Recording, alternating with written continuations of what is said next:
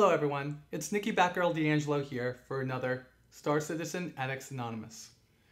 It's the 30th of June right now, and we're rounding the corner of things not coming out. And I'm not even talking about the game itself or modules, I'm talking about pertinent information.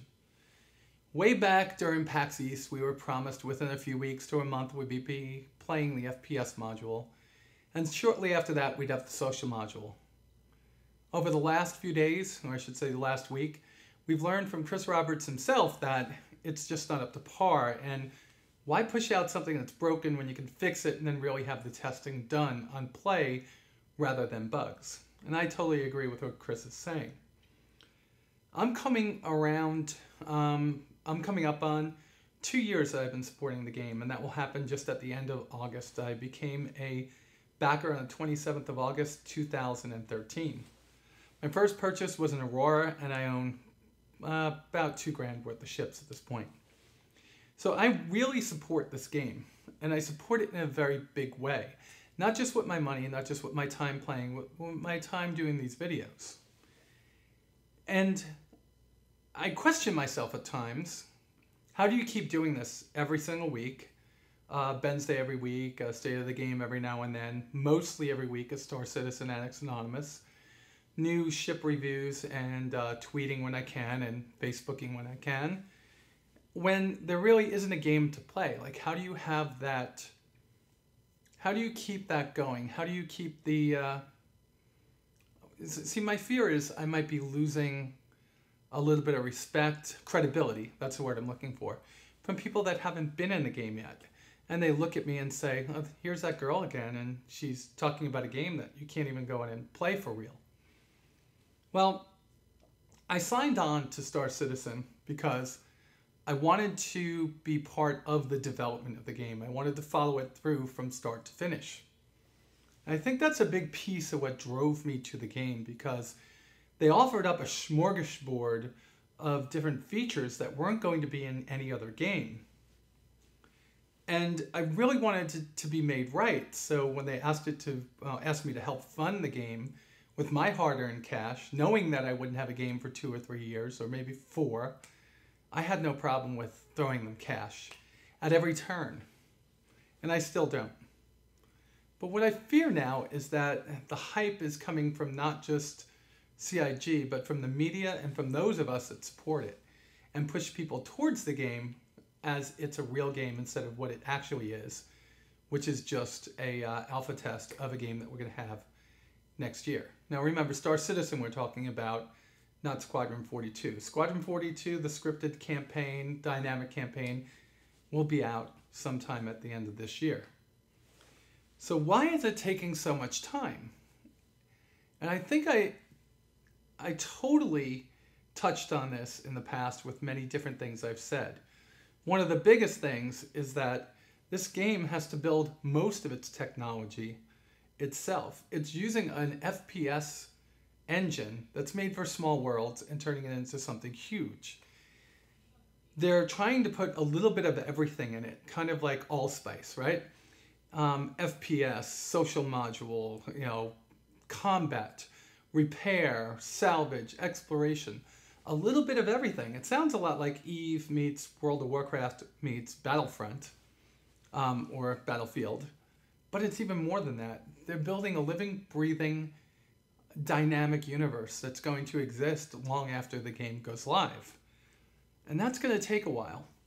So when they go down the pathway to try to reinvent FPS and find that they have something there and that it's actually going to be good, and then the holdups are actually in being able to get connections, those are the things that you would expect to happen behind the scenes before the game goes live. But this game doesn't have that. This game has the publicity, the advertising, the backer and media push for people to be involved with it now. Well, I'm going to continue to do my videos, and I'm probably going to change up a lot of what I've been saying in the past. Mostly because I believe that it's time that we start looking at this from reality, that this game is going to be a while. So thanks to Chris Roberts' letter on Friday, we know that FPS is not good enough for him. They are investigating taking the parts of Arena Commander that are ready to be pushed and to try to push them in a separate patch. And we'll know a little bit more about that in this week's Ben's Day as I ask those questions to Ben. But that's where we're at, okay?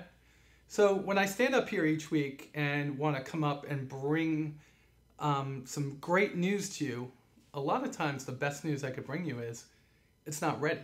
And in many ways, when it's not ready, that means that we're going to most likely have a much better game in the end.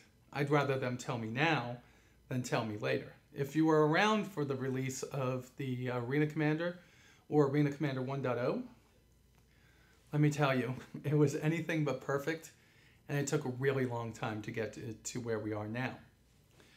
All right, so thank you, Michael Williams. Thank you, oh God, there are so many people out there, and if I don't say your name this week, I promise you I will be saying it in the future.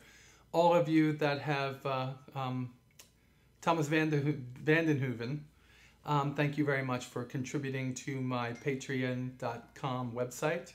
So patreon.com/batgirl if you want to help support the show.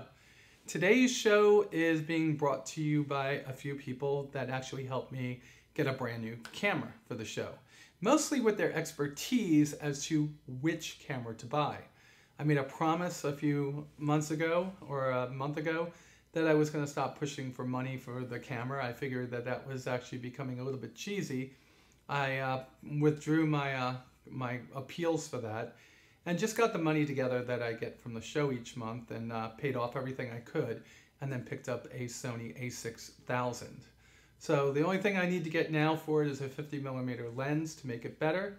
But today you're going to be seeing split screen, the old and the new. And you tell me which one you like better. I'm going to talk a little bit more about the Genesis right after the first Q&A this week. And I was hoping to put it up here on the screen and have it be one of my special subjects today, but I really want to see how this camera's working before I start making things bigger.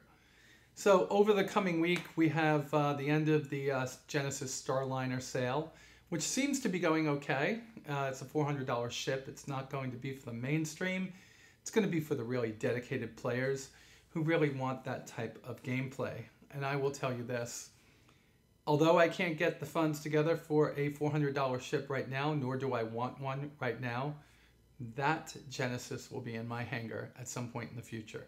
And I can't wait for that. That is a beautiful ship, and I think it's going to make a wonderful addition to the large ships I already have.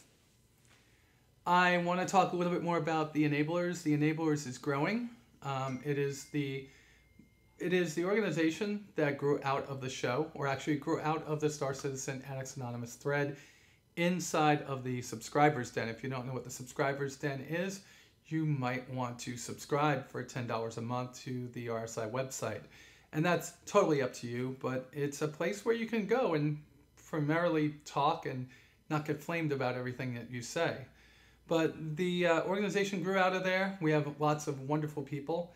I want you to go out to the organization site on the RSI forums, take a look there, see what we're about, and send in an application. We have Sunday get-togethers, and those get-togethers are really fun. We usually are inside of the game, whether in free flight mode, capture the core, or the co-op van dual swarm. We really don't do too much of the battle royales because, I mean, honestly, our time inside of free flight mode is battle royale.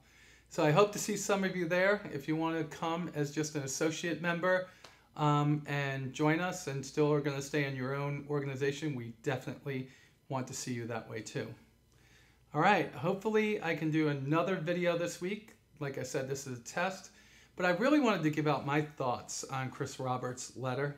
I'm not going to dig deep into it and pick out everything he said, because I believe that it really is a face value letter. There's nothing hidden in there. He's telling us why, asking us to allow them to have more time to get it out. And honestly, what it means is it's not going to be tomorrow or this week. It's going to be a little bit more off. That's all I got for you, except for this. my video yesterday, which was the state of the game. It might have even been this morning for all I know. That was the best match in fun I've had inside of Co-op Vandal Swarm, even though I played by myself for most of it, in a very long time. The minute my nav ball and my targeting system went out, I was like, oh great, I have to reset. But I started to actually be able to see the Vandal. It's like the graphics have been updated or something in the last few months. I bet you it's new drivers on my NVIDIA card. But it was really cool just shooting them down like old World War II fighters. So take a look at that yesterday, turn off the sound, and just look at me fighting. It's actually pretty cool. All right, that's it. With that said, you all be safe out there, and I'll talk to you soon. Bye.